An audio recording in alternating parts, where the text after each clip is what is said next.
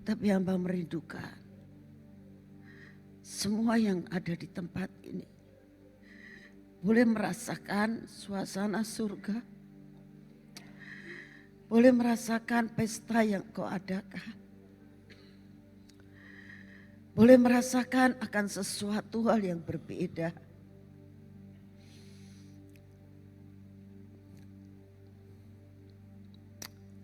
Tuhan,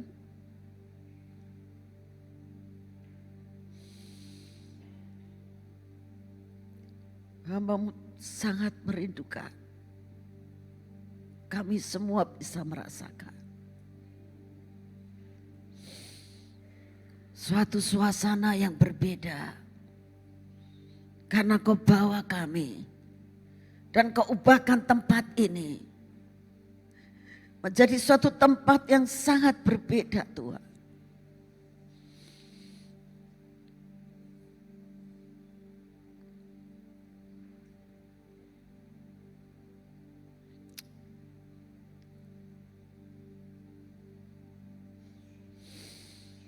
Ya Tuhan.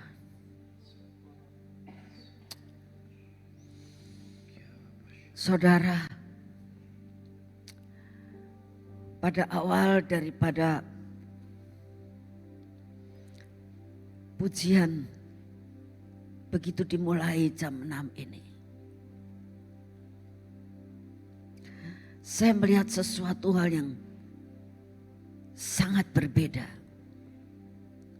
Awal pertama saya tuh melihat, saya kira itu suatu kain atau apa.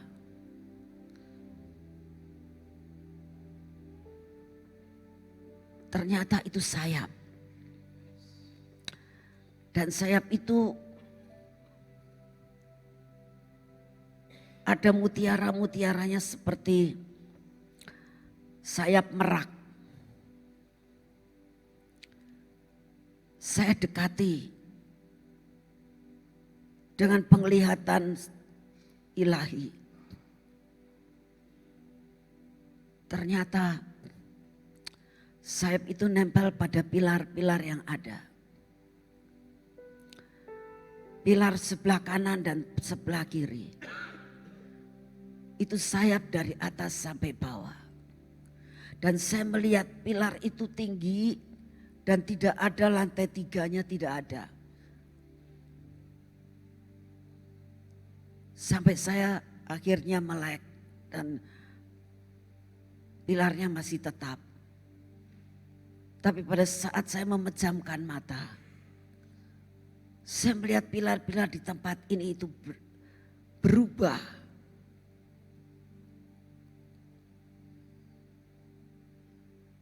Dan ditempeli sayap tinggi sekali. Dan sayap itu benar-benar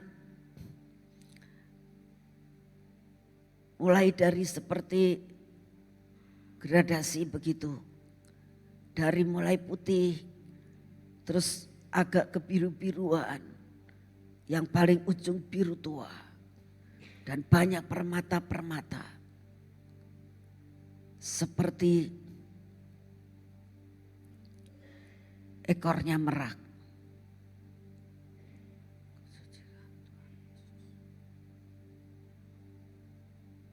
Dan pilar-pilar ini dibungkus dengan satu kain putih.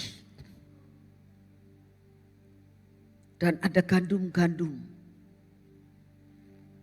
Kalau saudara lihat pilar ini gandumnya dari bawah ke atas. Tapi saya lihat gandum itu gede-gede sekali dari atas ke bawah. Sangat berbeda. Sangat berbeda. Saat kita terus menyembah, saya melihat mahkota-mahkota berterbangan. Mahkotanya macam-macam. Ada yang kecil, ada yang besar. Warnanya pun berbeda. Ada yang warnanya emas dan merah. Ada yang biru dan emas. Ada yang ungu dan emas, tapi ada yang putih seluruhnya.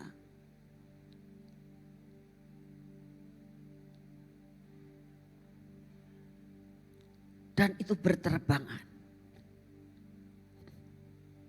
Dan ada suara. Sayap dan mahkota Tuhan bagikan pada hari ini.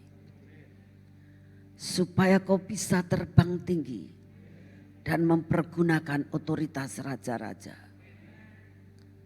Ya Tuhan.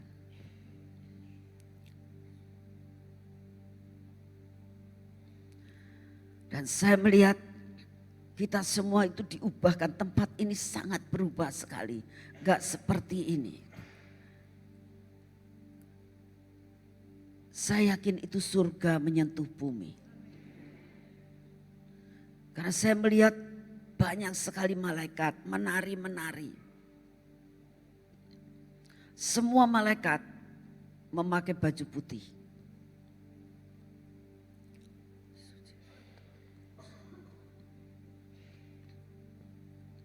Dan saya melihat banyak sekali orang-orang di samping kita semuanya. Banyak sekali. Banyak sekali.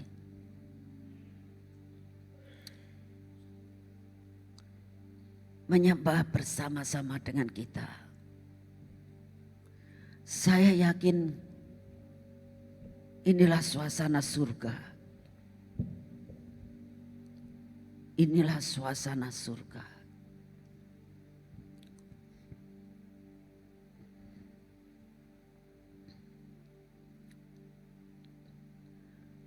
Tuhan punya rencana yang luar biasa buat kita semua yang saat ini ada. Siapkan hatimu untuk menerima mahkota dan sayap.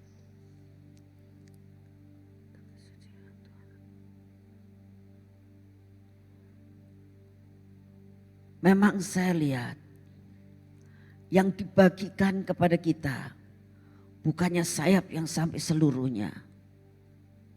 Tapi saya melihat masing-masing itu dibagikan hanya satu helai. Hanya satu helai dari sayap itu.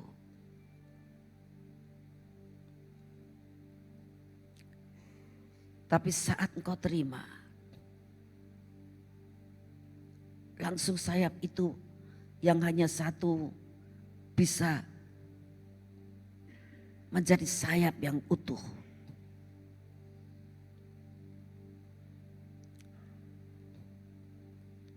Dan setiap orang diberi mahkota. Karena hari ini Tuhan akan membuat pelantikan. Sudah waktunya engkau harus terbang tinggi. Dan sudah waktunya engkau memakai otoritas raja-raja untuk menjadi penakluk dunia. Terima kasih Tuhan. Terima kasih untuk hadiahmu. Terima kasih buat surga yang menyentuh bumi. Terima kasih untuk semuanya Tuhan. Saat ini waktunya engkau siapkan hati kami. Siapkan hati kami Tuhan. Untuk kami menerima daripada semua firman-Mu. Dan menerima akan sayap dan mahkota ini. Untuk kami boleh pergunakan pada akhir zaman ini Tuhan. Kami butuh hal ini. Untuk kita semuanya bisa Tuhan menjadi penakluk dunia. Mega Wealth akan menjadi milik kami. Dan kami akan menjadi orang-orang yang di atas bukan di bawah. Terima kasih untuk anugerah-Mu. Dalam nama Tuhan Yesus. Amin.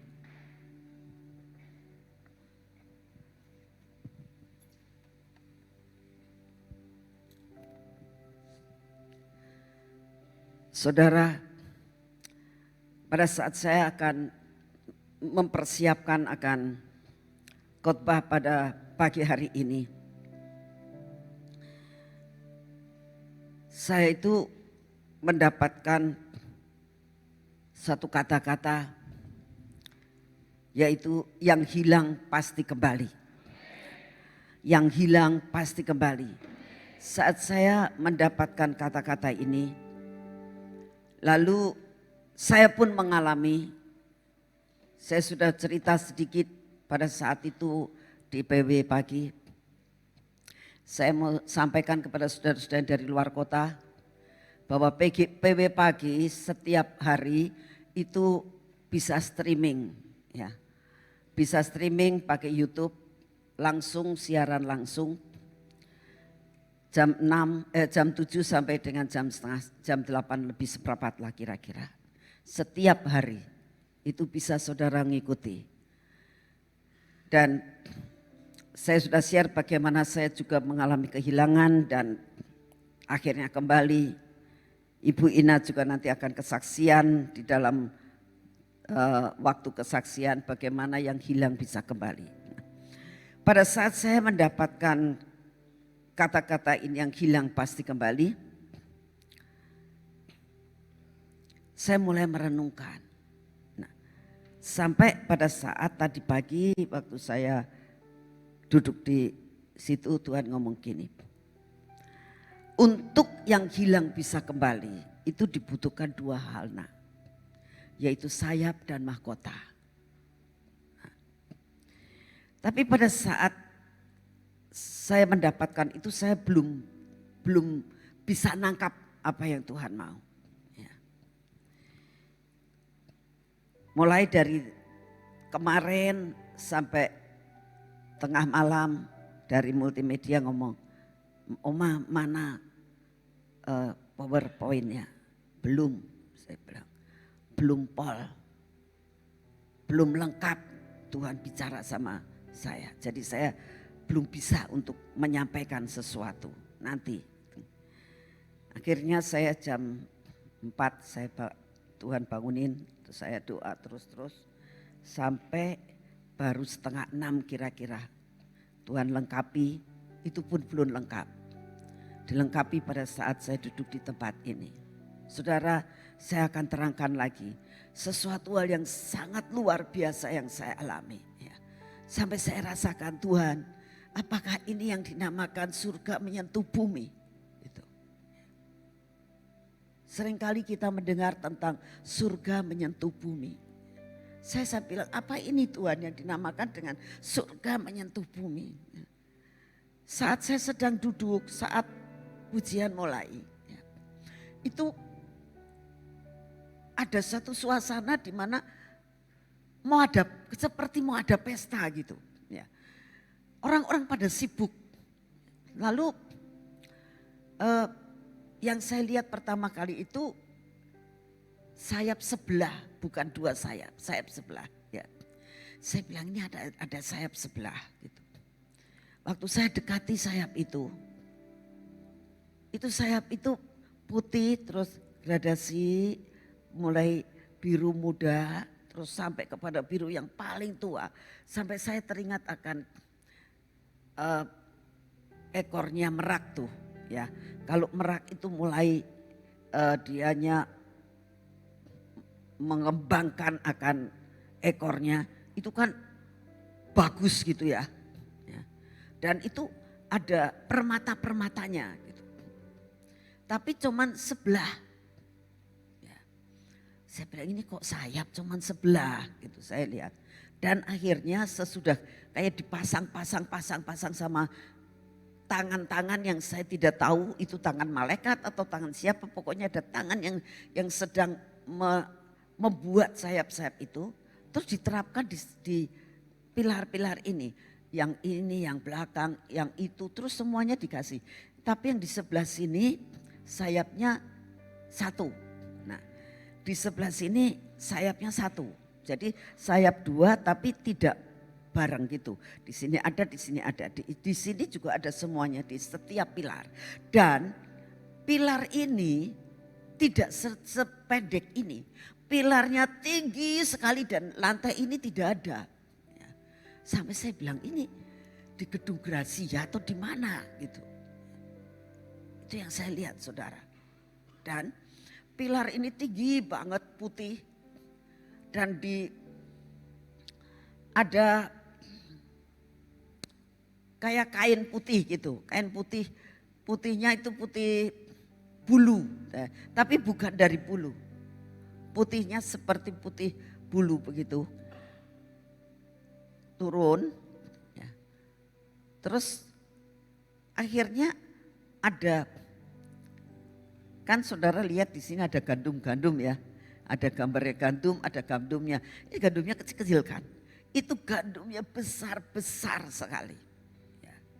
Tapi tidak seperti sebesar yang kalian punya yang gede-gede gitu, enggak sampai seperti itu. Ya. Tapi cukup besar dan seolah-olah gandumnya itu berisi. Ya. Cuman tidak ditanam begini, tapi kebalik begini. Jadi tangkainya yang di atas, terus gandumnya, tangkai di atas, gandumnya. Itu penuh saudara, dari atas sampai ke bawah. Dan sebelah sininya ada sayap. Saya mulai mengerti, oh Tuhan, berarti dengan Tuhan memberikan sayap buat kita. Tuhan memberikan mahkota buat kita, penuaian akan terjadi besar-besaran. Ya. Tahun ini saudara akan menerima penuaian dalam segala bidang. Ya. Itu yang penglihatan yang saya lihat. Sesudah itu kita nyembah terus, saat menyembah terus. Saya lihat mahkota itu penuh. Ya. Cuman karena di atasnya nggak ada ini. Sampai pol penuh sekali. Ya, di sini semua penuh. Dan berterbangan. Itu mahkota terbang. Bukan mahkotanya sebesar. Ada yang kecil segini, ada yang besar. Tapi nggak ada sebesar mahkota yang ada di kita. Yang gede segitu nggak ada. Yang segitu nggak ada. Ya.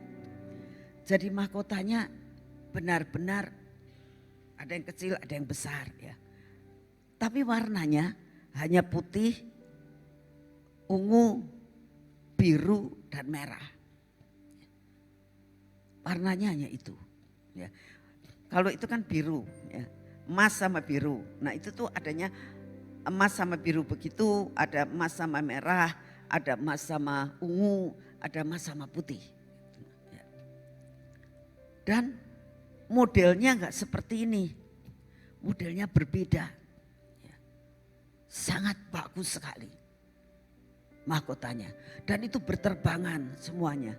Dan saya bilang kok mahkota banyak sekali berterbangan. Ternyata saudara, Tuhan katakan, ini yang aku mau. Ini yang aku mau. Ya. Waktu bagaimana sesuatu yang hilang itu kau akan dapat kembali. Ya. Itu dibutuhkan yang namanya bisa terbang tinggi. Ya. Naik ke tempat yang lebih tinggi. Lalu saya lihat sayap itu kan ada bulu-bulunya ya. Nah kita nggak dikasih sayap satu-satu segede itu begitu. Besar sekali sayapnya, besar sekali. Tapi setiap orang dapat satu bulu. Ya satu bulu ya. Nyabut satu bulu ya. Lalu pada saat engkau terima itu langsung bulunya bisa jadi sayap. Aneh sekali ya. Inilah yang namanya surga menyentuh bumi ya. Sehingga kita akan mendapatkan sayap. Sayap dipergunakan untuk terbang ya. Dan mahkota itu lambang otoritas ya. Gandum itu lambang penuaian. Oleh karena itu siapkan hati hari ini saudara. Saya tahu setiap kali kita doa 24 jam. Selalu Tuhan memberikan perkara-perkara yang luar biasa. Saya pun merasakan. Sehingga saya itu sangat menanti-nantikan doa 24 jam. Karena setiap kali saya mendapatkan perkara yang baru. Yang tidak pernah saya berdapatkan sekalipun saya doa sendiri dan puasa dan di kamar doa saya. Gak pernah mendapatkan seperti yang saya dapatkan di 24 ini jam berdoa. Oleh karena itu saya sangat mengharapkan, sekalipun ya di dalam mengharapkan itu, di dalam saya mempersiapkan diri, itu perlu yang dinamakan pembayaran harga yang cukup mahal. Karena apa? Saya sampai ngomongin Tuhan, gitu ya, layakan aku dan layakan aku menerima. Dan layakan aku jadi saluran berkat untuk setiap jiwa yang setiap kali datang di tempat ini. Saya yakin saudara datang dari luar kota, luar Jawa, merindukan sesuatu untuk ketemu Tuhan. Dan saya mengatakan, Tuhan, saya tidak ingin mereka datang dengan kecewa. Saya ingin jadi saluran untuk bisa menjadi berkat. Dan itu butuh yang namanya suatu kesungguhan hati. Sesuatu pembayaran harga. Sekalipun hal itu saya harus lakukan. Tapi ada sesuatu kerinduan. Karena saya merasakan yang seperti ini hanya saya dapatkan 1 bulan 1 kali. Dan selalu saya mendapatkan sesuatu hal yang baru. Itu yang membuat pertumbuhan dalam hidup saya bisa bertumbuh. Karena apa? Karena sesuatu selalu dapat senjata yang baru. Selalu mendapat perlengkapan yang baru. Selalu mendapatkan hal itu. Oleh karena itu, sekali lagi saya sampaikan, jangan sampai miss. Saya pun merindukan. Saya yakin ini adalah perlengkapan yang Tuhan berikan untuk akhir zaman ini. Amin. Amin. Saudara, Tuhan katakan yang hilang pasti kembali. Bukan akan kembali. Kalau akan itu belum. Kalau dikatakan pasti itu adalah sesuatu hal mau tidak mau pasti kita terima. Amin. Pasti. Jadi tidak ada yang dikatakan ragu-ragu, kemungkinan, moga-moga. Tidak ada.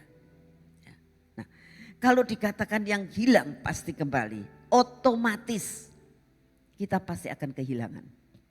Betul? Bagaimana sesuatu bisa kembali kalau memangnya kita tidak kehilangan?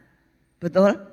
Jadi kalau saat ini saudara sebelum ini saudara merasakan ada sesuatu yang hilang. Ya. Dan sesudah ini mungkin saudara akan mengalami pengalaman kehilangan sesuatu. Gak apa-apa. Jangan mengatakan begini, loh yang kemarin hilang aja belum balik, sekarang kok saya kehilangan lagi. Jangan mempunyai pemikiran seperti itu. Saya berdoa, saudara saat kamu mengalami akan hal itu, saudara katakan, Tuhan ini waktunya. Aku mempergunakan dan mengaktifkan sayap ini. Ini waktunya. Aku mengaktifkan akan mahkota, yaitu suatu lambang daripada otoritas. Ini waktunya aku praktek. Dan saudara berpengalaman dengan Tuhan yang membuat engkau bisa terbang lebih tinggi. Dan dengan otoritas yang berasal dari raja-raja, saudara dan saya akan bisa menjadi penakluk dunia. Amin. Amin. Ini yang kita pelajari hari ini. Dan saya katakan, Tuhan, aku mau belajar juga. Aku mau belajar juga. Ayo saudara sama-sama. Sampai kita benar-benar mega wealth jadi milik saudara dan saya. Amin. Ya. Kita akan bicara tentang yang hilang pasti kembali dengan cara apa? Otoritas pengurapan raja-raja. Saudara, untuk pengurapan ini otomatis saya akan bicara sedikit tentang 2 hal, yaitu tentang raja-raja. Tetap karena ini pengurapan raja-raja, harus bicara tentang raja-raja. Yang pertama itu saya bicara tentang Raja Daud. Ya. Kemarin ini saya sudah bicara tentang pengurapan, 3 pengurapan raja-raja. Ya. Awal pertama kali Daud diurapi di Betlehem. Saat Daud diurapi di Betlehem dikatakan, maka sejak saat itu Roh Allah berkuasa, bukan menguasai saja, berkuasa ya, atas hidup Daud. Betul? Ya.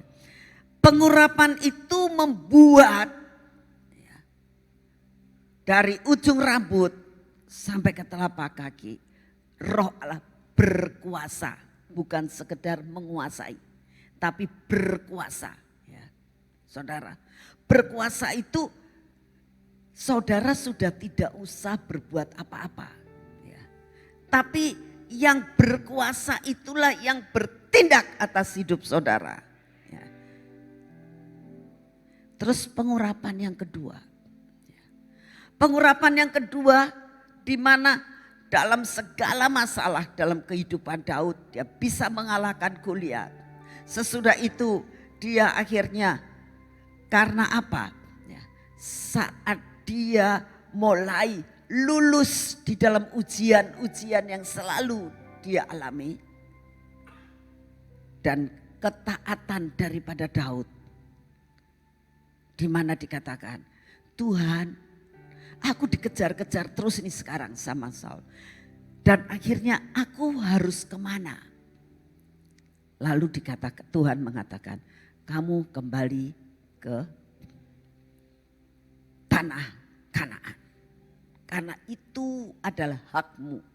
Ya. Oleh karena itu dia akhirnya tinggal di Hebron. Karena Tuhan katakan itu hakmu nak. Hakmu yang dulu hilang. Kau harus kembali ke tempat itu. Kau dulu lari karena ketakutan. Tapi kau harus kembali ke Hebron. Dan pengurapan yang kedua, dia diurapi di Hebron. Saudara. Dan yang ketiga, pada saat dia diurapi di Hebron juga, dia menguasai seluruh Yehuda dan Israel. Saudara, ya. Saudara perhatikan. Kenapa janji Abraham tidak jatuh kepada Ishak? Kenapa penggenapan janji Abraham tidak jatuh kepada Yakub? Kenapa penggenapan janji Abraham tidak jatuh kepada Yusuf? Saudara, saya ajak sekarang untuk mulai berpikir. Pada saat Tuhan berjanji di Hebron dengan Abraham. Tetap di Hebron kan? Pada saat di Hebron Tuhan katakan, nak kamu lihat, kata Tuhan terhadap Abraham. Kamu lihat ke utara, ke selatan, barat dan timur. Seluruhnya itu menjadi milikmu. Betul? Betul? Itu dalam Kejadian 13-14. Tetapi sesudah dia itu bergumul 25 tahun. Baru punya anak. Dia rasakan, nih kalau aku gak bisa menggenapkan menjadi waris. Anakku yang akan menguasai seluruhnya. Tapi kenyataannya memang betul. Ishak menjadi ahli waris satu-satunya daripada Abraham. Karena dikatakan Ismail disuruh pergi jauh. Anak-anak Abraham yang lain disuruh pergi jauh meninggalkan akan Ishak. Dan Ishaklah menjadi ahli waris Abraham. Tapi sampai menjadi ahli waris Abraham. Tidak menjadi ahli waris. Seluruh janji yang harus digenapkan atas hidup Abraham tidak dialami oleh Ishak. Lalu Ishak mendapatkan anak Yakub dan Esau. dikatakan sesudah Yakub kembali ke tanah Kanaan, ya, dari Haran kembali ke tanah Kanaan. Lalu dikatakan karena ternak mereka terlalu banyak disebabkan karena mendapatkan warisan dari Ishak. Lalu Esau bilang, aku tak pergi jauh menjauhi engkau. Karena harta milik kita terlalu banyak. Lalu dikatakan Esau menjauh. Nah, lalu Yakub tinggal di situ. Tapi sebatas menjadi ahli waris Ishak. Dan ditambah dengan apa yang mereka dapatkan, yang Yakub dapatkan di Haran. Sampai batas itu. Apa mereka menguasai seluruhnya? Tidak. Sekarang akhirnya Yakub punya anak yang sangat banyak. Dan kita lihat Yusuf mendapatkan 2 bagian. Betul? Dari warisannya. 2 bagian. Dia bisa menjadi penguasa Mesir. Akhirnya bangsa Israel kembali ke tanah Kanaan. Apa mereka bisa menguasai semuanya? Belum. Belum. Di dalam Alkitab dikatakan, ya, bangsa Israel itu masih banyak yang belum menguasai akan daerah-daerah yang dibagikan kepada mereka. Mungkin kemalasan dan sebagainya dan sebagainya. Jadi apakah keturunan Yakub bisa menguasai? Saat itu yang dikatakan 12 suku bangsa. Belum. Saudara tahu, pada saat sampai kepada Daud dikatakan pengurapan raja-raja, 3 pengurapan raja-raja itu membuat Daud menjadi raja atas Yehuda dan seluruh Israel. Menandakan siapa yang menjadi penggenap daripada seluruh janji Tuhan atas Abraham, yaitu Daud. Dan tanggal 15 kemarin ini telah dibicarakan tentang 3 pengurapan. Betul? Dan 3 pengurapan ini mempunyai kekuatan yang sangat luar biasa. Karena Roh Allah turun atas hidup kita semuanya. Berkuasa. Yang kedua, menjadi raja hanya sebagian. Tapi Tuhan katakan, kamu tidak akan menguasai hanya sebagian. Tapi Tuhan katakan seluruh janji Tuhan, mega wealth akan menjadi milik kalian. Seluruhnya, seluruhnya. Saudara, ini yang Tuhan mau. Oleh karena itu hari ini Tuhan kasih perlengkapan. Perlengkapannya apa? Yaitu adanya sayap, adanya mahkota, dan adanya gandum. Camkan baik-baik.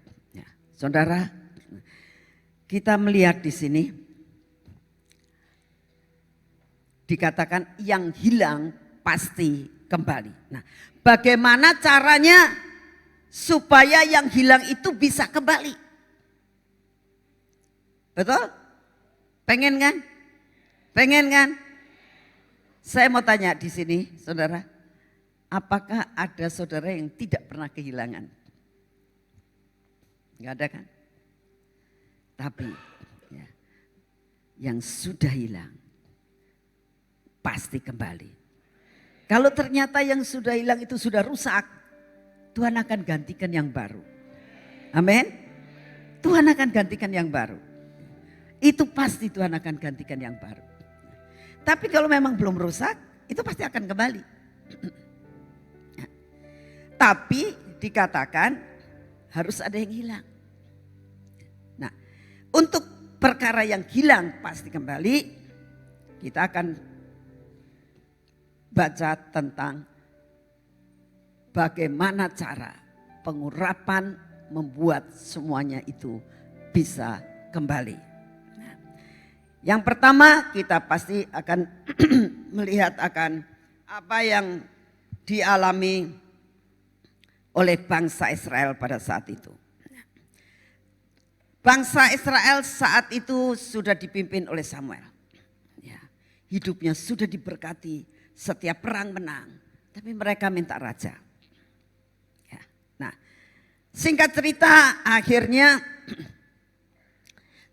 Tuhan memilih Saul menjadi raja.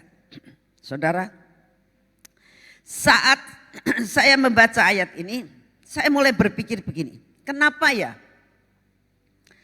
Kan Tuhan sudah tahu bahwa Saul itu nanti gak setia. Sedangkan seluruh rencana Tuhan kan harus jadi. Kenapa gak langsung memilih Daud? Kan bisa. Betul gak? Bisa saja. Langsung memilih Daud. Lalu saudara mengatakan gini. Daudnya sudah lahir belum? Sudah. Contohnya pada saat Saul itu mulai perang dengan Goliat, Daud sudah umur 17 loh. Ya kan? Sudah ada.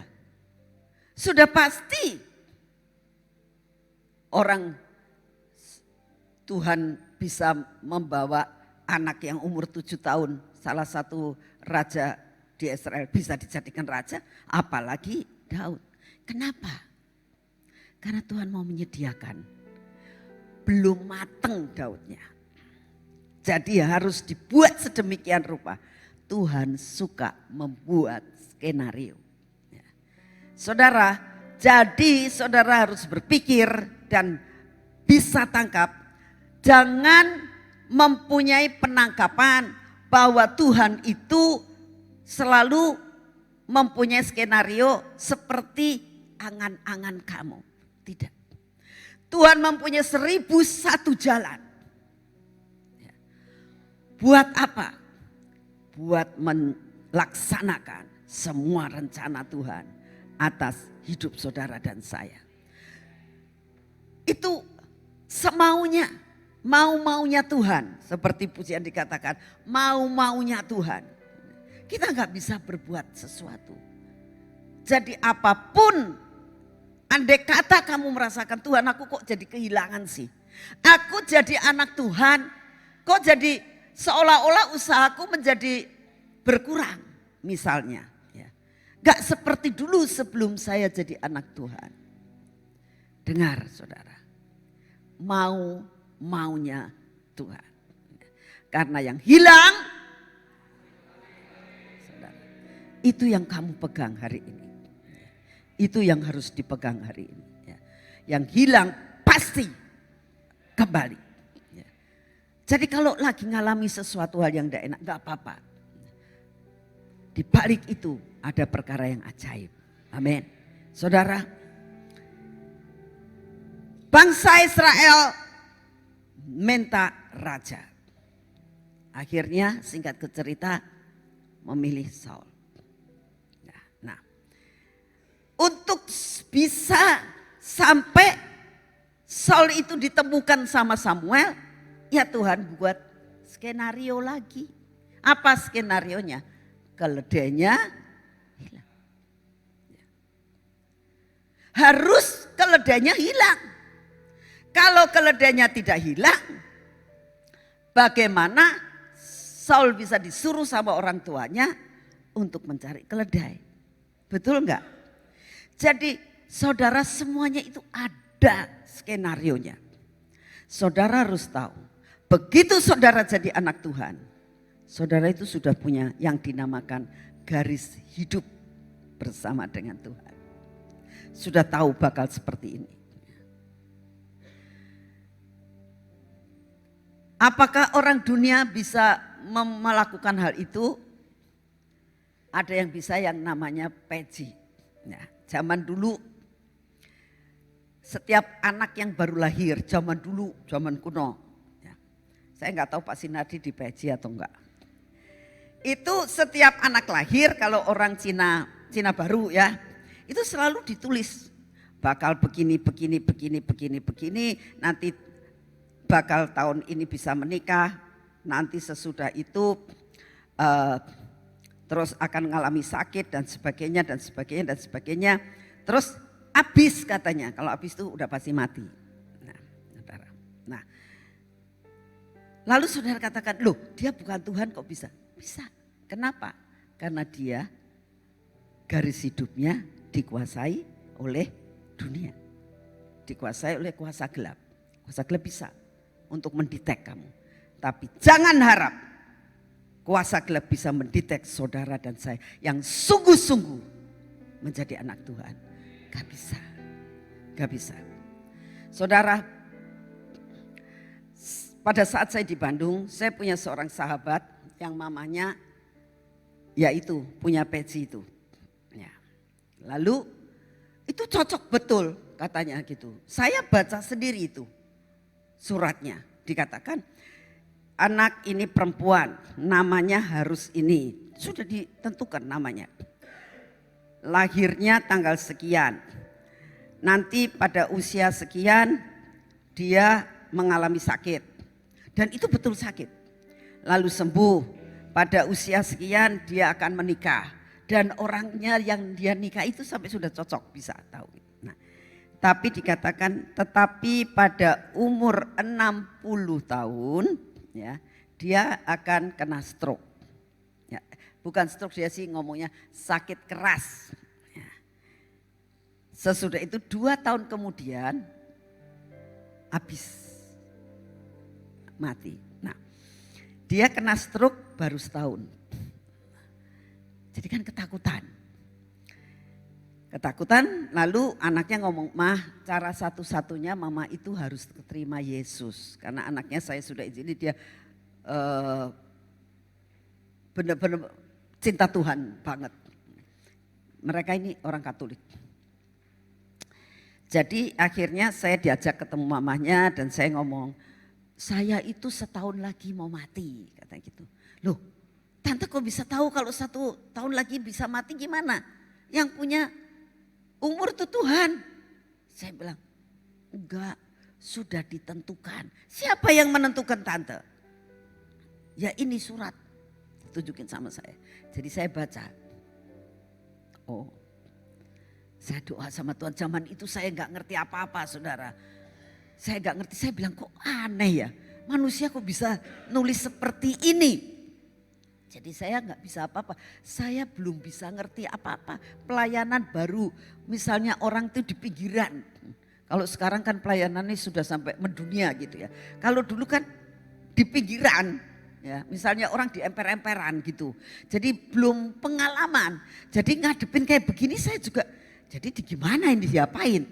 Saya doa Tuhan, ya, itulah sebabnya perlu Tuhan. Jadi saya bilang, "Tuhan ini diapain?" Terus Tuhan ngomong gini, dia harus terima Yesus, diputuskan semuanya, bakar itu tidak akan jadi. Oh ya sudah, saya bilang, "Tante," mulai saya injilin ya, tapi bukan sekedar diinjilin terus tak bakar, enggak, belum tentu kalau dia percaya, betul enggak? Setiap minggu, seminggu 2 kali saya datang ke rumahnya buat ngasih apa?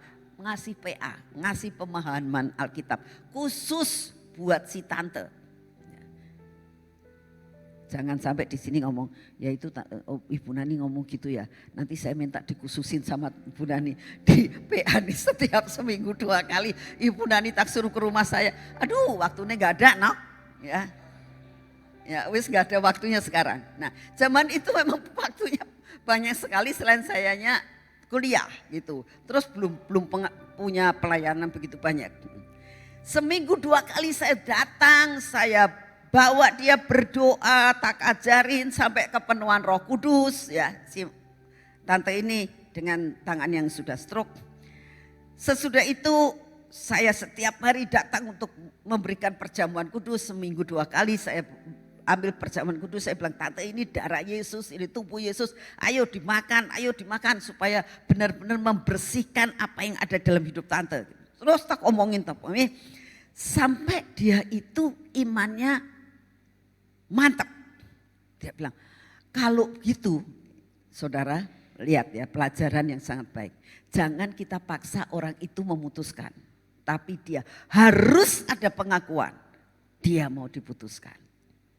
Itu baru sah. Jadi akhirnya dia ngomong, kalau gitu ya Nok.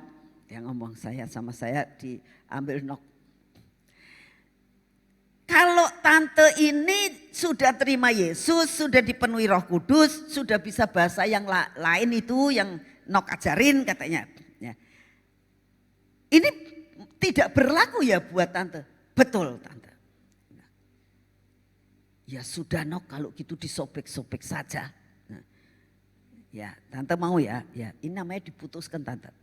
Saya doain ya diputuskan semuanya, terus saya sobek-sobek. Bakar, ya. Tapi waktu itu nggak ada minyak itu belum tahu sayanya, ya. Pokoknya dibakar dalam nama Tuhan Yesus selesai sudah. Terus, tapi saya tidak berhenti sampai di situ. Terus saya doain terus, PA diteruskan, ya. Sampai dia ngomong, Nok, saya bisa sembuh apa tidak? Saya bilang gini, tentang sembuh atau tidak itu berasal dari Tuhan tante. Ya, yang penting tante tidak bakal mati umur 62. Saya bilang, ya sampai umur hampir 70, 69 dia baru meninggal. Ya. Saudara, tidak berlaku buat orang yang sungguh-sungguh ada dalam jalur Tuhan. Nah, ini tentang garis hidup. Ya. Jadi kalau saudara sudah ada di dalam Kristus, itu ada garis hidupnya. Jadi sebenarnya Tuhan sudah tahu apa yang menjadi rencana Tuhan atas hidup kita. Yang jelek pasti diganti dengan yang baik. Amin. Ya. Nah, kenapa Saul itu punya garis hidup sebetulnya baik, tapi dia tidak bisa memenuhinya. Karena apa? Kesombongan. Ya. Karena apa? Sikap hati yang tidak benar di hadapan Tuhan. Mulai hari ini, kalau engkau mendapatkan sayap, mendapatkan mahkota, mendapatkan janji untuk penuaian, jaga hati. Jangan sampai seperti Saul. Ya. Sebenarnya Saul itu dipilih Tuhan. Akhirnya ditolak. Karena seperti itu. Kita kembali kepada yang hilang tadi. Tuhan buat skenario. Kita lihat di dalam Alkitab diceritakan ya, bahwa akhirnya kalau di dalam 1 Samuel 9 ayat 1 dikatakan bahwa Saul akhirnya ya, dia disuruh oleh ayahnya untuk mencari akan keledainya. Ya. Kita lihat dalam ayat 1 dari pasal 9. Ada seorang dari daerah Benyamin namanya Kis bin Abiel bin Seror bin Bekhorat bin Aviah, seorang suku Benyamin, seorang yang berada. Orang itu ada anaknya laki-laki namanya Saul, seorang muda yang elok rupanya. Tidak ada seorang pun dari antara orang Israel yang lebih elok daripadanya. Dari bahu ke atas ia lebih tinggi daripada setiap orang sebangsanya. Kis ayah Saul itu kehilangan keledai betinanya. Jadi keledai yang hilang tidak satu, banyak. Sebab itu berkatalah Kis kepada Saul anaknya, ambillah salah seorang bujang, bersiaplah dan pergilah mencari keledai itu. Nah, saudara, keledai bicara tentang apa? Saya cari kemarin ini tentang keledai. Ada yang mengatakan di situ keledai itu dungu, ya bodoh. Tapi dikatakan kalau keledai di daerah Eropa itu keledainya keledai binal. Keledai liar, keledai keras kepala katanya. Tetapi kalau keledai yang dari timur, yang dari daerah timur katanya, itu baik. Merupakan alat transportasi yang bisa menolong pemiliknya. Nah, dan sebagainya. Tapi saya tidak membahas perkara itu. Tetapi sekarang yang saya bahas adalah keledai itu dibutuhkan oleh tuannya. Betul? Sangat dibutuhkan oleh pemiliknya. Betul? Nah, sekarang saya ingin sampaikan sesuatu adalah berbicara apa tentang keledai. Ya. Keledai adalah sesuatu yang sangat penting dan berguna bagi saudara. Arti keledai ya, adalah sesuatu yang sangat penting dan sangat berguna. Saya tidak tahu apa yang sangat penting dan sangat berguna buat saudara. Mungkin saudara mengatakan pekerjaan, uang, anak, suami, istri, ya, atau yang lain. Itu sangat penting. Semua penting buat saudara. Keluarga yang bahagia itu penting dan sangat berguna buat keluarga, buat kita. Betul? Nah, dikatakan yang sangat penting, yang sangat menolong, yang sangat membantu, yang sangat kita butuhkan hilang itu. Itu ibarat daripada keledai yang hilang. Tadi saya sudah katakan, kalau hilang jangan gerutu sama Tuhan. Amin. Sesudah itu apa yang terjadi? Kita katakan bahwa yang hilang Tuhan sanggup bawa itu kembali. Kita lihat dalam ayat yang ke-19. Jawab Samuel kepada Saul katanya, akulah pelihat itu. Naiklah mendahului aku ke bukit. Hari ini kamu makan bersama-sama dengan daku. Besok pagi aku membiarkan kau pergi dan aku akan memberitahukan kepadamu segala sesuatu yang ada dalam hatimu. Apa dalam hatinya Saul? Hatinya Saul, yang hilang harus kembali. Aku tujuannya ke sini ada mencari keledai. Yang keledai yang hilang itu harus kembali. Itu yang ada dalam hati. Saudara dan Tuhan katakan, apa yang saat ini ada dalam hatimu? Ya, Tuhan tahu. Lalu, adapun keledai-keledai yang telah hilang 3 hari lamanya sampai sekarang, janganlah engkau khawatir sebab telah diketemukan. Dalam jangka waktu berapa? Saudara harus yakin. Mungkin 3 hari, mungkin 3 bulan, mungkin 3 tahun. Minta percepatan Tuhan karena angka 3 adalah angka kebangkitan. Amin. Pada hari ketiga, siapa yang bangkit? Yesus Kristus Tuhan. Jadi angka 3 adalah angka kebangkitan. Saat engkau mulai kehilangan, kau katakan, Tuhan, tidak lebih dari angka 3, semua harus kembali. Semua harus kembali. 3 hari, 3 jam, 3 menit, 3 detik. Buat Tuhan tidak ada barang yang mustahil. Kuasa kebangkitan akan terjadi atas hidup saudara dan saya. Saat-saat ini diperlukan yang seperti itu.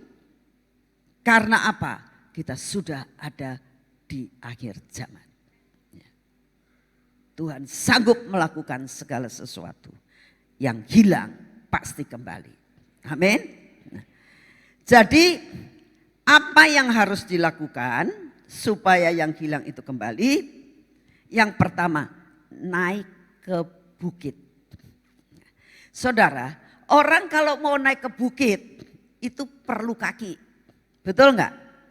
Perlu waktu yang cukup panjang. Mungkin capek.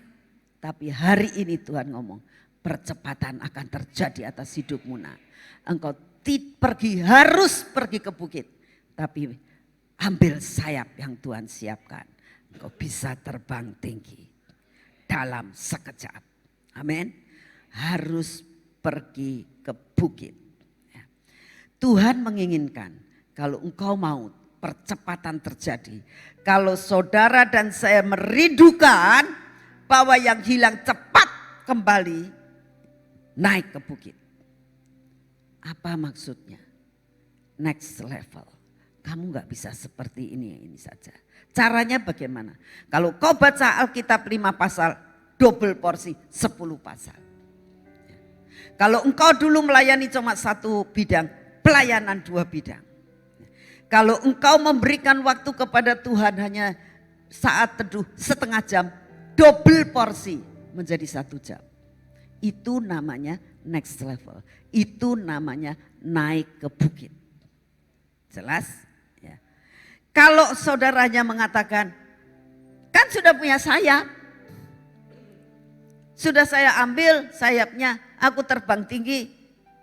Kan aku sudah dapat pengurapan. Itu namanya maunya karep sendiri. Ya. Jadi yang saya merindukan dan saya berdoa sungguh-sungguh kepada Tuhan. Tidak ada satupun di antara saudara yang maunya enak sendiri. Harus bayar harga. Harus bayar harga. Ya. Saudara, salah satu cara saudara bayar harga adalah kalau saudara doa di sini 24 jam itu bayar harga. Biasanya tidur di tempat yang enak. Anak-anak tidur enak tuh, sekarang ada anak tidur di situ tuh cuma geletak begitu saja. Ya. Tidak enak. Tapi satu enak, tidur di bait Allah. Amin. Tidur di rumah Tuhan seperti Samuel. Ya. Saudara, tangkap ini. Ya. Tangkap ini. Supaya saudara menjadi pintar. Amin. Ya. Jadi harus naik ke bukit.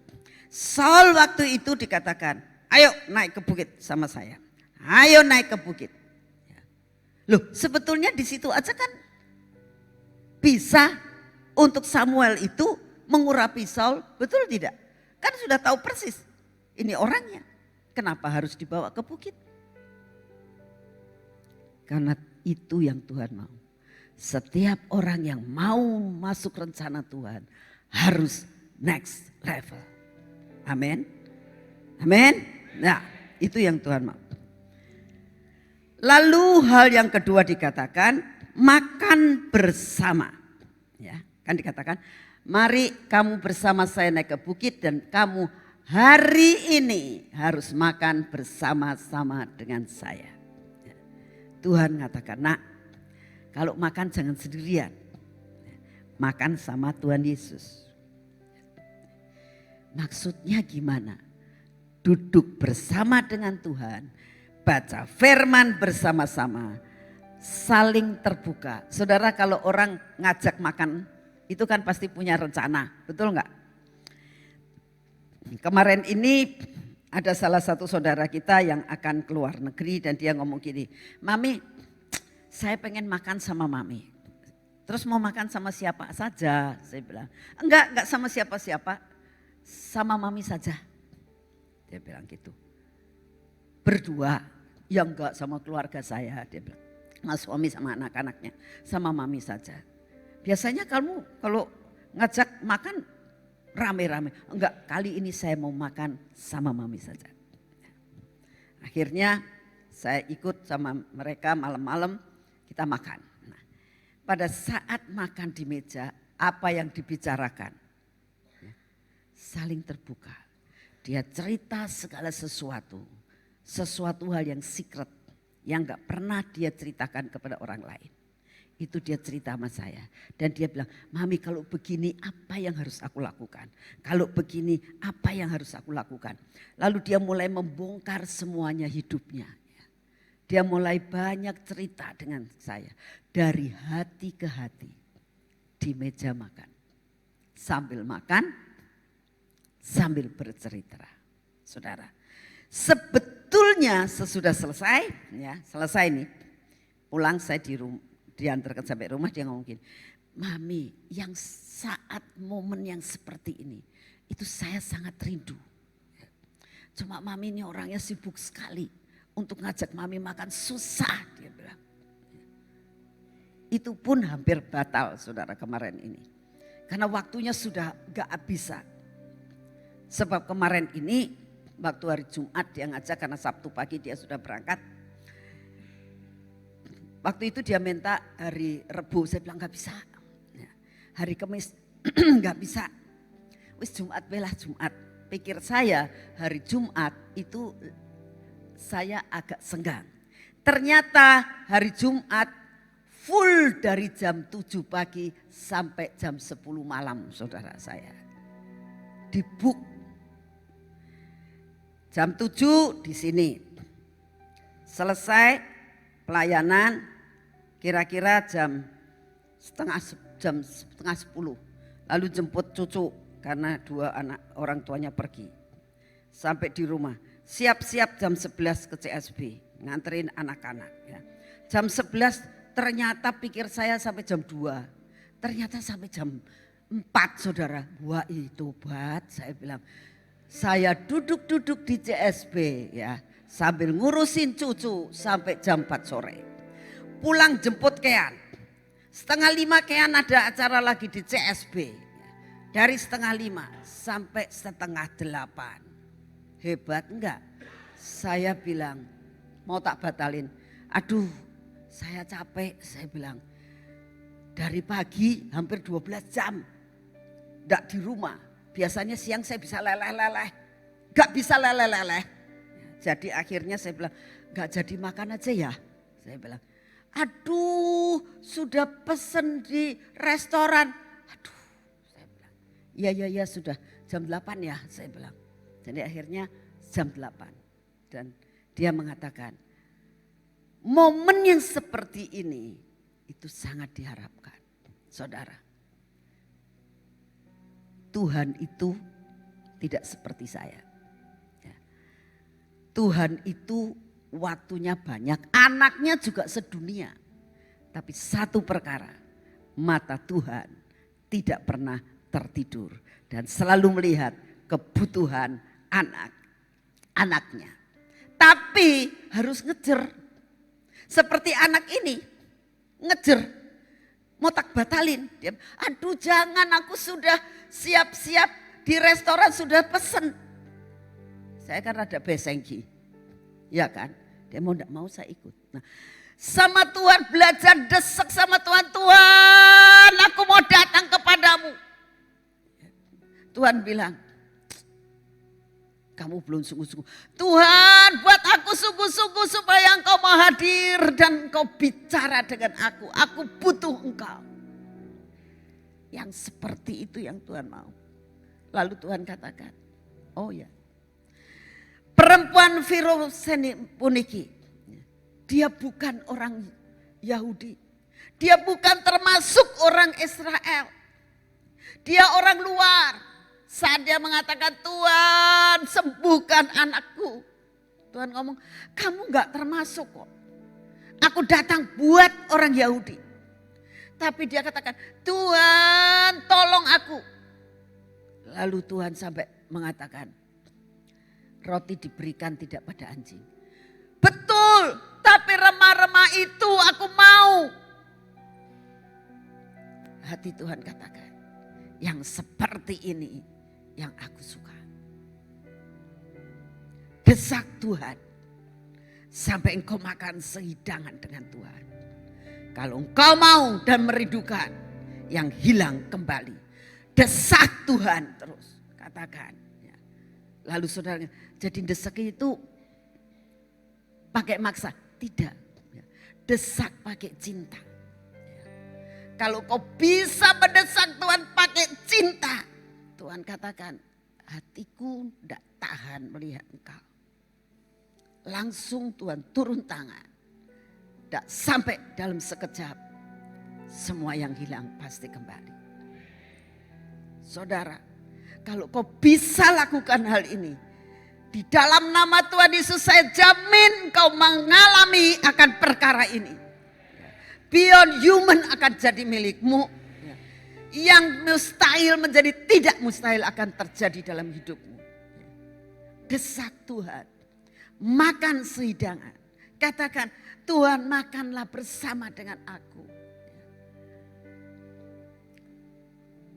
Saya manusia saja. Pada saat didesak-desak terus. Sekalipun saya tuh sudah capek. Ya. biasanya istirahat tidak istirahat. Tapi saat dia mendesak, ya, dan dia katakan, saya bilang Sabtu aja tah. Rencananya Sabtu kan ada doa 24 jam. Aduh iya ya, saya bilang gitu. Ya. Sabtu siang tah. Saya Sabtu sudah berangkat, dia bilang. Tidak ada waktu lagi. Saya manusia, punya roh belas kasihan, apalagi Tuhan. Yang belas kasihannya melebihi daripada manusia. Dia akan turunkan belas kasihan kepada kita. Dan dia akan katakan, ya aku beri kepadamu. Yang seperti itu yang Tuhan rindukan atas hidup kalian.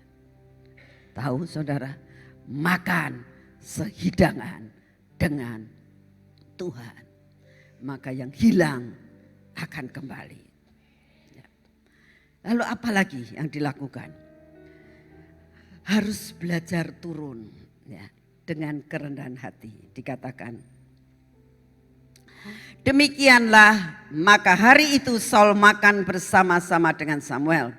Sesudah itu ayat 25, turunlah mereka dari bukit ke kota. Dan Samuel bercakap-cakap dengan Saul di atas soto. Saudara, apa artinya? Nah, sesudah engkau naik terbang tinggi, ya, hati-hati. Engkau harus tahu, jaga hatimu baik-baik. Biar setiap orang yang sudah ditinggikan akhirnya jatuh. Saul contohnya. Ya. Setelah ditinggikan, dia tidak sadar harus rendah hati. Ya. Dia sebelum jadi raja sudah dikasih rambu-rambunya. Nih ya, kamu naik bukit, makan sehidangan sama aku, terus turun nak. Wis kenyang perutmu, turun. Nah, ini suatu lambang. Saat engkau dibawa naik ke tempat yang lebih tinggi dengan sayap kemenangan. Dengan segala sesuatu, Tuhan katakan, ingat dari mana engkau diambil. Amin. Kamu harus sadar dari mana engkau diambil. Kau jangan merasakan bahwa ini semua karena aku. Kita harus tahu dari mana saudara diambil. Sampai kita tahu Tuhan, jaga hatiku untuk tetap hineni. Jaga hatiku untuk tetap hineni. Kalau sampai apa yang hilang semuanya kembali dalam hidupmu. Tuhan katakan, ingat nak, dari mana engkau diambil. Ayo turun. Ayo turun. Ya, ayo turun. Saudara, saat dia sudah turun. Lalu diajak jalan. Dikatakan dalam ayat pasal 10 ayat 1. Lalu Samuel mengambil buli-buli berisi minyak, dituangkannya ke atas kepala Saul, diciumnya dan sambil berkata, bukankah Tuhan telah mengurapi engkau menjadi raja atas umatnya Israel. Saudara, saat yang seperti itu, ya, sesudah belajar untuk rendah hati, tibalah mahkota-mahkota yang berterbangan di tempat ini akan turun atas hidupmu. Ada otoritas raja-raja akan menjadi milikmu. Dan saat otoritas raja-raja itu ada, tetap ingat dari mana kamu diambil. Saudara, inilah penggenapan. Saya sangat bersyukur kepada Tuhan. Tuhan melengkapi khotbah ini. Karena sampai dengan detik tadi saya duduk di tempat ini. Saya bilang, Tuhan rasanya kurang pas. Saya bilang gitu. Ya. Saya menyiapkan ini dengan segenap pol sudah. Gak punya hikmat lagi. Gak punya pewahyuan lagi.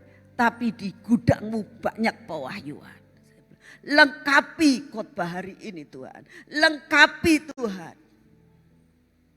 Bukan berarti Tuhan mengatakan, ya nak sabar, sabar. Enggak, diem. Enggak ngomong iya, enggak ngomong tidak. Tapi saya desak terus, Tuhan lengkapi Tuhan. lengkapi khotbah ini.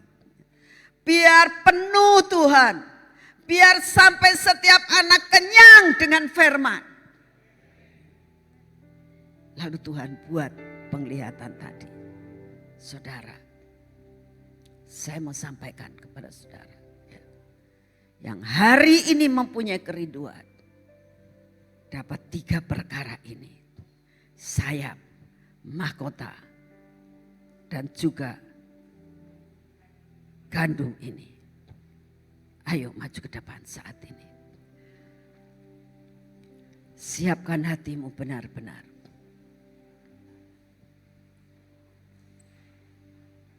Ya Tuhan. Kita akan nyanyikan beriku hati seperti hatimu. Semua maju ke depan. Fokus dengan Tuhan. Jangan melihat kanan kiri. Bayangkan kamu minta supaya hatimu seperti hati Yesus. Walaupun dia di dalam surga, mau turun ke dalam dunia, belum apa-apa dia sudah turun. Dia akan menghadapi segala sesuatu. Dan pada saat itu Tuhan tinggikan dia kembali. Yesus akan datang untuk kedua kali. Bukan sebagai bayi, tapi sebagai raja di atas segala raja. Yang membawa saudara masuk di dalam kemuliaan. Minta hati seperti Yesus. Berikan ku hati seperti hatimu, yang penuh dengan belas kasihan. Berikan ku mata seperti matamu, seperti matamu, memandang Tuhan yang di sekelilingku. Berikan ku hati, berikan ku hati seperti hatimu, yang penuh dengan belas kasihan. Berikan ku mata, berikan ku mata seperti matamu, memandang Tuhan yang di sekelilingku. Berikan ku tanganmu untuk melakukan tugasmu. Berikan ku kakimu melangkah dalam rencanamu. Berikan ku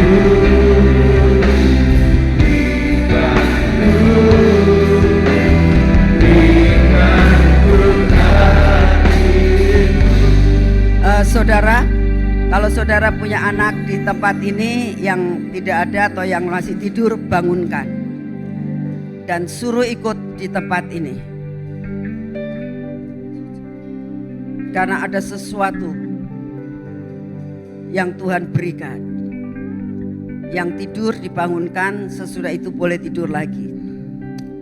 Yang sedang main, dan saya minta buat semua yang bertugas di bawah, ayo naik ke atas. Semua harus ada di sini. Yang bagian Glorious Kitchen yang saat ini di bawah sedang mempersiapkan masakan, saya harap semua dibawa ke sini. Saya tidak ingin yang melayani tidak dapat akan urapan ini. Kita nyanyikan terus sambil menantikan saudara-saudara yang lain. Berikanku hati seperti hatimu, dengan belas kasihan. Tolong anak-anak yang lain, ada yang guru kebaktian anak-anak, coba dicari anak-anaknya di tempat yang lain.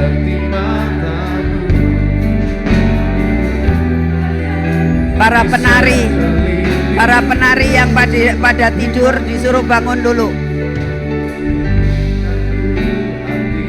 Para penari diharuskan masuk semuanya.